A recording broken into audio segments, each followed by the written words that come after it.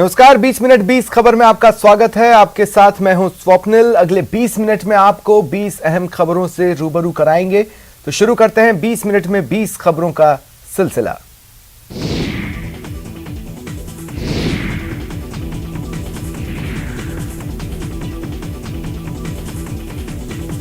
सड़कों पर इठलाती विंटेज कारों के अंदाज तो देखिए, है ना कमाल का। आन बान और शान की प्रतीक जब ये गाड़ियां कोलकाता की सड़कों पर निकली तो देखने वाले इन्हें एक टक निहारते रह गए। इस विंटेज कार रैली का आयोजन automobile association of eastern India यानी AAEI ने किया था। इस रैली में सैकड़ों विंटेज कारों ने हिस्सा लिया। कई कारें तो 109 साल की हो चुकी हैं, लेकिन दमखम आज भी बरकरार है। यकीन नहीं तो खुद सुन लीजिए। गाड़ी है आपका, ये इंडिया में ये कंपनी का गाड़ी एक ठो यही वाला ही है। ये बंगाल का ये एक प्राउड बोल सकते हैं आप। और इस गाड़ी का और खूबी है, ये इस गाड़ी में कोई बैटरी नहीं है, ये मैग्नेट का स्टार्ट है। अभी इस अक्टूबर में इसका आपका उम्र होगा 110 साल का उम्र। अभी भी आप जहाँ भी चाहिए बोलिए, जब भी जाना चाहते हैं, ये हम इसके ऊपर आजकल का मॉडर्न गाड़ी से इसके ऊपर हम ज़्यादा डिपेंड करते हैं। साइंटिफिक सोच भारत की जड़ों में है। हजारों साल पहले से भारत प्रौद्योगिकी में बहुत आगे रहा है। यकीन नहीं हो तो लोहा बनाने में महारत रखने वाले अगरिया जनजाति को देखिए। लोहा बनाने की इनकी तकनीक को समझिए। अगरिया मध्य प्रदेश की इकलौती ऐसी जनजाति है जिसने प्राचीन काल से पत्थर लोहा खनन का काम किया है। दिल्ली में अशोक की लाट का लोहा पूरी दुनिया मानती है। करीब 1600 वर्ष बाद भी इस पर जंग नहीं लगी। अगरिया जनजाति सदियों से ऐसा लोहा बनाने में माहिर है। बहरहाल तस्वीरें मध्य प्रदेश की राजधानी भोपाल में चल रही अंतर्राष्ट्रीय विज्ञान महोत्सव की हैं, जो 21 जनवरी से शुरू हो चुका है। ये आयोजन पहली बार मध्य प्रदेश में हो रहा है, जिसमें 10,000 प्रतिभागी शामिल हुए हैं। इस आयोजन की खास बात यह है कि इसमें इसरो, परमाणु ऊर्जा, अंतरिक्ष विभाग, पृथ्वी विज्ञान मंत्रालय, DRDO सहित विज्ञान के क्षेत्र में काम करने वाले भारत के 300 से अधिक संस्थान अपनी खूबियां बता रहे हैं।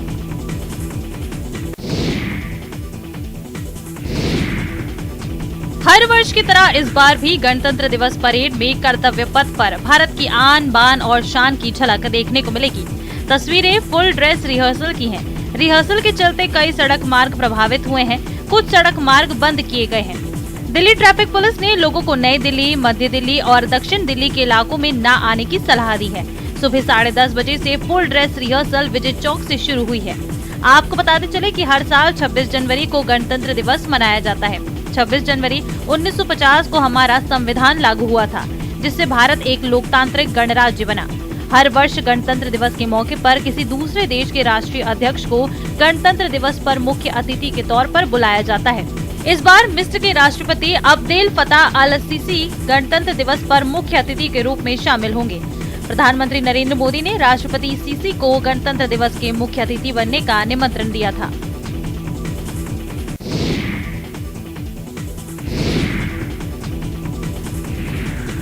INS वागीर को भारतीय नौसेना में शामिल कर लिया गया है। प्रोजेक्ट 75 के तहत कलवारी क्लास की ये 5वीं सबमरीन है, जिसे भारतीय नौसेना में शामिल किया गया है। मुंबई के नेवल डॉकयार्ड पर नौसेना प्रमुख एडमिरल R हरि कुमार की मौजूदगी में INS वागीर को नौसेना में कमीशन किया गया। नौसेना ने कहा कि INS वागीर दुनिया के बेहतरीन सेंसर और टारपीडो और सतह से सतह पर मार करने वाली मिसाइलों से लैस है। इस पनडुब्बी में विशेष अभियानों के लिए समुद्री कमांडो को लॉन्च करने की भी क्षमता है। हिंद महासागर में चीन की बढ़ती उपस्थिति के बीच INS वागीर को भारतीय नौसेना में शामिल किया गया है। आपको बताते चले कि INS वागीर पूरी तरह से भारत में बनी है। इसे फ्रांस की कंपनी नेवल ग्रुप के साथ मिलकर मुंबई के मझगांव डाक शिप बिल्डर्स लिमिटेड ने बनाया है। इस सबमरीन की खासियत ये है कि सबमरीन को एंटी सबमरीन युद्ध, खुफिया सूचना जुटाने, समुद्र में बारूदी सुरंग बिछाने और सर्विलांस के काम में इस्तेमाल किया जा सकता है। इस सबमरीन को समुद्र के तट पर और मध्य समुद्र दोनों जगह तैनात किया जा सकता है। प्रधानमंत्री नरेंद्र मोदी ने सोमवार को पराक्रम दिवस के अवसर पर अंडमान और निकोबार द्वीप समूह के 21 सबसे बड़े द्वीपों का नामांकन परमवीर चक्र विजेताओं के नाम पर किया। इनमें भारत चीन जंग में पैर से मशीन गन चलाने वाले मेजर शैतान सिंह, कारगिल जंग के हीरो कैप्टन विक्रम बत्रा और मनोज कुमार पांडे के नाम पर दीपों के नाम रखे गए। इस कार्यक्रम में वीडियो कॉन्फ्रेंस के माध्यम से हिस्सा लेते हुए प्रधानमंत्री ने नेताजी सुभाष चंद्र बोस द्वीप पर बनाए जाने वाले नेताजी राष्ट्रीय स्मारक के प्रतिरूप का भी उद्घाटन किया। नेताजी सुभाष चंद्र बोस का जन्मदिन 23 जनवरी को पराक्रम दिवस के रूप में मनाया जाता है। नेताजी सुभाष की जन्म जयंती है। देश पराक्रम दिवस के रूप में इस प्रेरणा दिवस को मनाता है। जिस दौर में लकड़ी तराश कर मूर्ति बनाने की कला दम तोड़ रही हो, उस दौर में ऐसी नायाब कलाकारी हैरान करती है। तस्वीरें मुंबई से सटे ठाणे की हैं। विरार के अरनाला गांव में रहने वाले राकेश पाटिल ने कलाकारी से सबको हैरान कर रखा है। दरअसल राकेश ने लकड़ी को तराश कर भारतीय नौसेना में मौजूद INS विक्रांत जैसी पनडुब्बी समेत दूसरे कई खूबसूरत जहाज बनाए हैं। उनकी प्रदर्शनी अरनाला समुद्र के किनारे पर लगाई गई है। राकेश की प्रदर्शनी को देखने के लिए बड़ी संख्या में स्कूली छात्र और बीच पर घूमने के लिए आने वाले पर्यटकों की भारी भीड़ लगी हुई है। राकेश ने कई दिनों की कड़ी मशक्कत के बाद 1 फीट, 2 फीट से लेकर 5 फीट तक की कलाकृतियां तैयार की हैं। राकेश पाटिल अपनी प्रदर्शनी के बारे में जानकारी देते हुए कहते हैं कि जहाज की कलाकृतियों को वे 4 महीने तक समुद्र के किनारे रखेंगे और देखेंगे कि इन 4 महीने में उनकी बनाई कलाकृतियां पानी के संपर्क में आने के बाद खराब होगी या नहीं।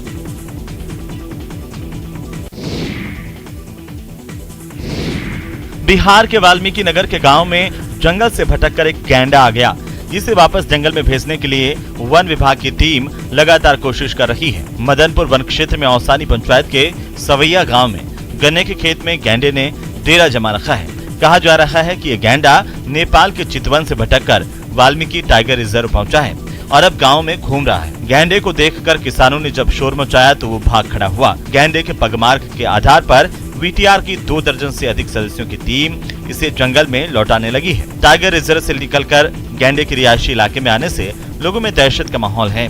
आपको बता दें कि 7 दिनों से रिहायशी क्षेत्र में गैंडे की चहलकदमी बढ़ी है, जिसे लेकर लोगों को सावधान भी किया जा रहा है।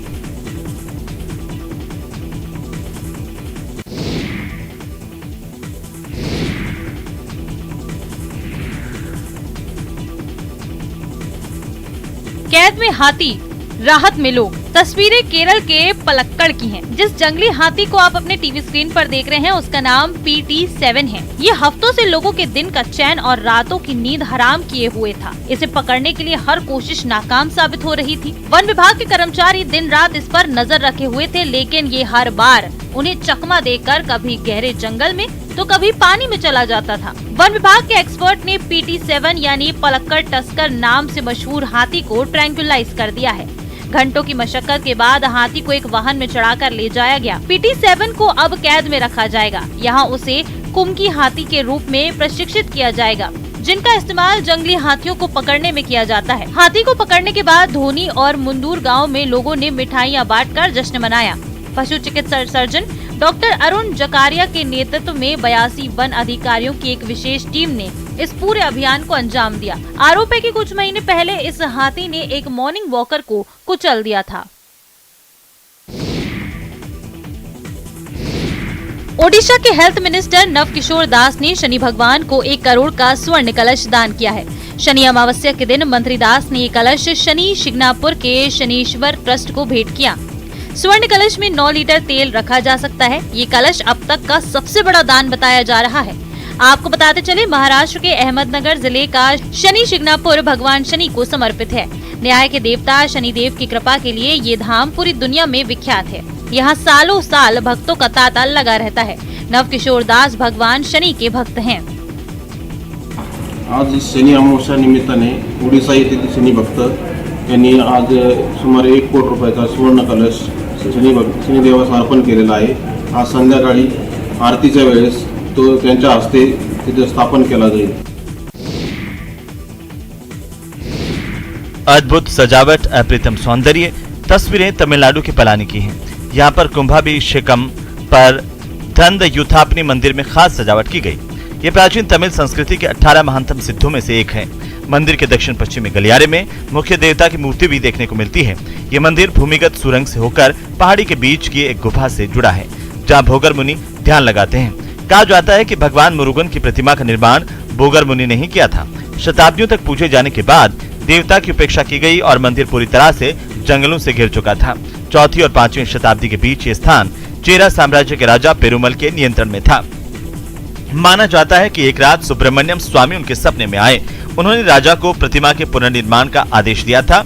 आदेश पाते ही राजा मूर्ति की तलाश में लग गए और ढूंढने के बाद उन्होंने मंदिर का पुनर्निर्माण करवाया। मंदिर में पुनः पूजा करवाई। दैनिक गतिविधियों के अलावा भगवान सुब्रमण्यम के विशेष दिनों को भी बड़ी धूमधाम से मनाया जाता है। दक्षिण भारत से तकरीबन हजारों भक्त हर साल इस मंदिर में देवता के दर्शन करने के लिए पहुंचते हैं। दौसा के प्राचीन रघुनाथ मंदिर से हजारों श्रद्धालुओं के जयकारों के बीच रथ यात्रा रवाना हुई। चांदी के रथ में सवार होकर रघुनाथ महाराज शहर के प्रमुख मार्गों से होते हुए विहार पर निकले तो रास्ते में श्रद्धालुओं ने फूल बरसाकर उनका स्वागत किया। यात्रा बारादरी मेला मैदान पहुंची और इसके साथ ही दौसा के परंपरागत वसंत पंचमी मेले का आगाज हो गया। अब 6 दिनों तक बारादरी मेला मैदान के सीताराम मंदिर में रघुनाथ जी ठहरेंगे और 27 जनवरी की शाम 4 बजे यात्रा से वापस लौटेंगे। 28 जनवरी को सुबह 7 बजे इसी चांदी के रथ में सूर्य नारायण भगवान को बारादरी मंदिर ले जाकर शाम को वापस लाया जाएगा। गौरतलब है कि हजारों साल पुराने भगवान राम के वंशजों की ओर से स्थापित रघुनाथ जी मंदिर से परंपरागत रूप से चांदी के रथ में यात्रा निकाली जाती है। बीते कई सालों से इस परंपरा को मात्र औपचारिक तौर पर ही निभाया जा रहा था।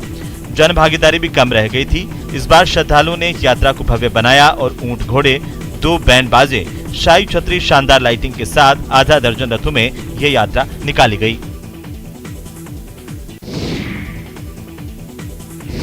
भारत और न्यूजीलैंड के बीच वनडे सीरीज का तीसरा और आखिरी मुकाबला 24 जनवरी को इंदौर के होलकर स्टेडियम में खेला जाना है। रोहित शर्मा की टीम इंडिया पहले 2 मैच जीतकर सीरीज पर कब्जा जमा चुकी है। अब नजर न्यूजीलैंड के क्लीन स्वीप पर है।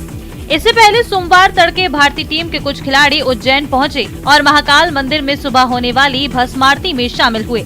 इसमें सूर्य कुमार यादव, वॉशिंगटन सुंदर और कुलदीप यादव के अलावा स्पोर्ट्स स्टाफ के कुछ सदस्य भी हैं। टीम इंडिया के खिलाड़ियों ने महाकाल मंदिर में भस्म आरती में शामिल होने के साथ ही गर्भगृह में पंचामृत पूजा के साथ अभिषेक किया। उज्जैन के सांसद अनिल फिरोजिया के अलावा मंदिर प्रबंधन समिति की ओर से भी उनका स्वागत किया गया।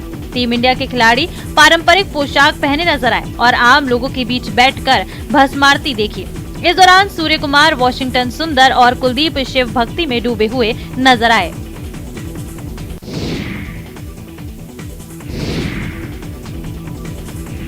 बिहार के मुंगेर का नाम आते ही आपके जहन में अवैध बंदूक की फैक्ट्री की बात कौंध जाती होगी, जबकि बिहार के मुंगेर का एक दूसरा पहलू आध्यात्मिक भी है। यहाँ पर एक ऐसा कुंड है जहाँ मात्र स्नान करने से ही आपके कई रोग छूम मंतर हो जाएंगे। जी हाँ, जिला मुख्यालय से 20 किलोमीटर दूर खड़गपुर प्रखंड में स्थित ऋषिकुंड गर्म जल के लिए प्रसिद्ध है। पहाड़ की तराई से निकलने वाले गर्म जल में न सिर्फ लोग स्नान करते हैं बल्कि खुद को स्वस्थ रखने के लिए गर्म जल का सेवन भी करते हैं। गर्म जल में स्नान करने और उसके सेवन से पेट रोग, चर्म रोग जैसे रोगों से लोगों को मुक्ति मिलती है। बता दें कि भूगर्भ में गंधक की मात्रा अधिक होने के कारण 24 घंटे गर्म जल की धारा प्रवाहित होती है। जहाँ से जल प्रवाहित हो रहा है उसके पास ही एक तालाब है जिसे ऋषिकुंड कहा जाता है। दंत कथाओं के अनुसार ऋषि विभांडक का यहाँ आश्रम था। ऋषि यहाँ शिक्षा दान भी किया करते थे। ऋषि विभांडक के आश्रम के कारण ही ये जगह ऋषिकुंड के नाम से जानी जाती है। हजारों की संख्या में लोग इस कुंड में डुबकी लगाने पहुँचते हैं। हालांकि सरकार और प्रशासन की अनदेखी के कारण इस जगह को दूसरे पर्यटन स्थलों की तरह महत्व नहीं मिल सका है।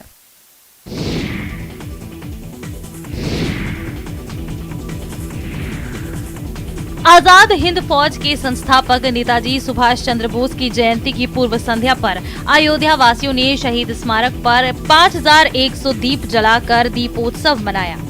नेताजी सुभाष चंद्र बोस की जयंती की पूर्व संध्या पर आज 22 जनवरी को अयोध्या धाम चैरिटेबल ट्रस्ट कई वर्षों से जो है हर वर्ष की भांति इस 5100 दीप जलाकर दीपांजलि समारोह मनाता है। शहर में इसका खास महत्व तब बढ़ जाता है जब नेताजी सुभाष चंद्र बोस का नाम गुमनामी बाबा के साथ जुड़ जाता है। माना जाता है कि अयोध्या के राम भवन में रह रहे गुमनामी बाबा ही नेताजी सुभाष चंद्र बोस थे। राम भवन में रहे गुमनामी बाबा के जानकारों की माने तो गुमनामी बाबा ही नेताजी सुभाष चंद्र बोस थे। राम भवन के मालिक ने हाई कोर्ट में याचिका भी दायर की थी, जिसके बाद कई आयोग का गठन हुआ और जांच भी की गई। राम भवन से जो सामान मिले वो नेताजी सुभाष चंद्र बोस की तरफ इशारा करते हैं। गुमनामी बाबा ही नेताजी सुभाष चंद्र बोस थे। इसकी जांच कई आयोगों ने की और अभी तक कोई आयोग इस निष्कर्ष पर नहीं पहुंच पाया कि क्या गुमनामी बाबा ही नेताजी सुभाष चंद्र बोस थे।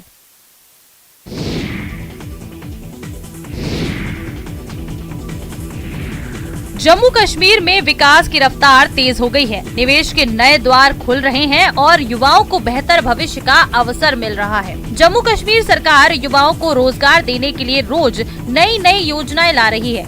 एक बार फिर शनिवार को जम्मू और कश्मीर सरकार ने कुपवाड़ा के सीमावर्ती जिले में बेरोजगार कश्मीरी युवाओं के लिए एक मेगा जॉब फेयर का आयोजन किया। रोजगार प्राप्त करने के लिए भारी संख्या में कश्मीरी युवा पहुंचे। खास बात ये कि कड़ाके की ठंड के बावजूद युवाओं की बड़ी संख्या पहुंची थी। इस जॉब फेयर में कई युवाओं को नौकरी के लिए चयनित भी किया गया। इस मेगा जॉब फेयर में 700 से अधिक कश्मीरी युवाओं ने भाग लिया। बहुत अच्छा फील कर रहे हैं। वो देख रहे हैं कि दिन ब दिन जो है जम्मू और कश्मीर बहुत तरक्की कर रहा है और ये जो है कोई बंदा ऐसा भी होता है, जैसे मेरे बहुत दोस्त हैं जो प्राइवेट सेक्टर में जाना चाहते हैं और उनके लिए भी एक गोल्डन अपॉर्चुनिटी है, वो जा सकते हैं। यहाँ पे बहुत से प्राइवेट कंपनीज भी आए हैं, कुछ स्कूल्स भी आए हैं इधर। घर में सबसे ज्यादा इज्जत घर के दामाद को मिलती है, क्योंकि दामाद खुश तो बेटी खुश। यही वजह है कि सासू माँ अपने दामाद की खातिरदारी में कभी कोई कमी नहीं आने देती। उनके लिए खास पकवान बनाए जाते हैं और इसरार करके उन्हें खिलाया जाता है। इसी रिवाज से जुड़ी कुछ कहानियाँ इस वक्त वायरल हो रही हैं। एक सासू माँ ने अपने दामाद के स्वागत में इतने व्यंजन बना दिए कि आप गिनते गिनते थक जाएंगे। हैरानी की बात तो ये थी कि सारा खाना घर पर ही बनाया गया था। आंध्र प्रदेश के पश्चिम गोदावरी जिले के नरसापुरम का एक वीडियो वायरल हो रहा है। यहाँ एक बेटी और दामाद के स्वागत में परिवार की ओर से कुल 379 किस्म के व्यंजन परोसे गए। 10 दिन की मेहनत के बाद ससुराल वालों ने दामाद के लिए जब खाना परोसा तो वो खुद भी इसे देखकर दंग रह गया। मिली जानकारी के मुताबिक खाने में 40 फ्लेवर्ड राइस, 40 करी, 20 रोटी, चटनी, 100 मिठाइयाँ और 70 पीने के आइटम मौजूद थे।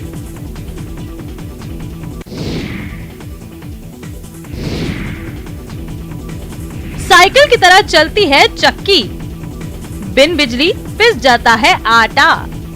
है ना कमाल का इनोवेशन। एक बार फिर से देखिए, इस चक्की में आप खुद आटा पीसते हैं, साथ में साइकिल चलाकर व्यायाम भी कर लेते हैं। वॉशिंग मशीन और बैक गियर वाली बाइक देखकर भी आप हैरान रह जाएंगे। मेरठ में इनोवेटर कमाल के आविष्कार कर रहे हैं। ऐसे ही एक इनोवेटर ने ऐसी कमाल की आटा चक्की तैयार की है जिसे देखकर आप वाह वाह कह उठेंगे। इस प्रयोगधर्मी ने ऐसी चक्की तैयार की है कि आटा भी मिनटों में पिस जाता है और व्यायाम भी हो जाता है। मतलब आप साइकिल चलाते चले जाएंगे और गेहूं पिसता जाएगा। यही नहीं, इस शोधकर्ता ने वॉशिंग मशीन भी ऐसी तैयार की है जिसमें व्यायाम भी हो जाता है और कपड़े भी धुल जाते हैं। जितनी तेजी से आप साइकिल चलाएंगे उतनी तेजी से कपड़े भी धुलेंगे। सोलर संचालित वॉशिंग मशीन भी इस इनोवेटर ने तैयार की है। साइकिल लाया है जो उसमें शारीरिक श्रम 1/4 कम कर देगा और बोझा ढोने की ताकत ज़्यादा मिल गई, जो ऐसे लोगों के लिए बनाया गया है जो साइकिल से कारोबार करते हैं। सोने की तस्करी का ऐसा तरीका शायद ही देखा होगा, लेकिन कस्टम विभाग के आगे इसकी एक नहीं चली। तस्वीरें केरल के कोच्चि एयरपोर्ट की हैं, जहां कस्टम विभाग की एआर इंटेलिजेंस यूनिट ने करीब 2 किलो सोना जब्त किया है। ये सोना एक यात्री से जब्त किया गया है जो अपने पैरों में बांधकर इसकी तस्करी कर रहा था। आरोपी की पहचान अब्दुल के रूप में हुई है, जो केरल के मालापुरम का रहने वाला है। जब्त किए गए सोने की कीमत करीब 85 लाख रुपए है। गौरतलब है कि आरोपी यात्री अपने पैरों में इन पैकेटों को टेप से बांधकर ले जा रहा था, लेकिन जांच में वो पकड़ा गया। बता दें कि सोने की तस्करी पकड़े जाने का ये पहला मामला नहीं है। इसके पहले साल 2020 में भी केरल के कालीकट एयरपोर्ट पर कस्टम विभाग ने करीब 6 किलो सोना जब्त किया था। वो सोना भी कंपाउंड फॉर्म में ले जाया जा रहा था और इस सोने की अनुमानित कीमत करीब 2.5 करोड़ रुपए आकी गई थी। वारदात के बाद मौके पर पहुंचने वाली पटना पुलिस गफलत में ड्यूटी बजाती है। यकीन नहीं तो इन तस्वीरों को देखिए। कंकड़बाग थाना क्षेत्र में लूट की तफ्तीश के लिए पहुंचे पुलिस वालों की भाव भंगिमाएं देखिए। लग रहा है कि इन महोदय को मामले की गंभीरता का जरा भी अंदाजा है। बताने की जरूरत नहीं है कि इसी लापरवाही से अपराधी बेखौफ होकर वारदात को अंजाम दे रहे हैं। अब उस वारदात को जानिए जिसकी तफ्तीश के लिए पुलिस वाले हल्के फुल्के अंदाज में मौका एवं वारदात पर पहुंचे हैं। तस्वीरों में आप पहले 2 और फिर 3 अपराधियों को बारी बारी से एक दुकान में घुसते देख सकते हैं। दुकान में दाखिल होते ही 5 में से 2 अपराधियों ने पिस्टल निकाल लिया है, जबकि 3 ने चाकू। लुटेरों ने एक कर्मचारी को पिस्टल के बट से घायल कर दिया और दुकान संचालक के भाई से सोने की चेन छीन ली। लेकिन दुकान में मौजूद दूसरे कर्मचारियों ने बहादुरी दिखाते हुए बालकनी से हो हल्ला मचाना शुरू कर दिया। हो हल्ला सुनकर आसपास के लोग और दुकानदार जुट गए और 5 में से 1 को दबोचकर उसकी धुनाई कर दी, जबकि 4 भागने में सफल हो गए।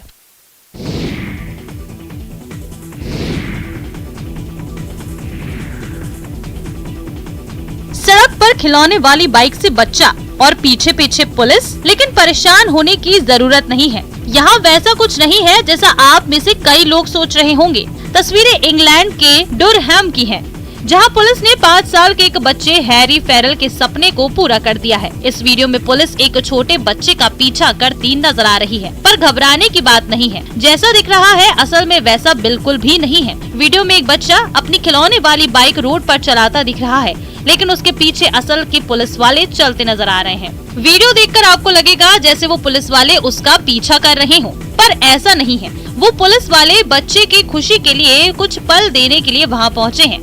पुलिस ने उसे मौका दिया कि वो अपनी खिलौने वाली इलेक्ट्रिक बाइक से असली की पुलिस पेट्रोल टीम का नेतृत्व करे। बच्चे के पिता पिछले साल गुजर गए थे। उसकी मां ने उसे बीते क्रिसमस पर खुश करने के लिए एक पुलिस बाइक दिला दी थी। जब पुलिस को इस बारे में पता चला तो वो उसको खुश करने के लिए पहुंच गए और उसके पीछे पीछे बाइक चलाते नजर आए।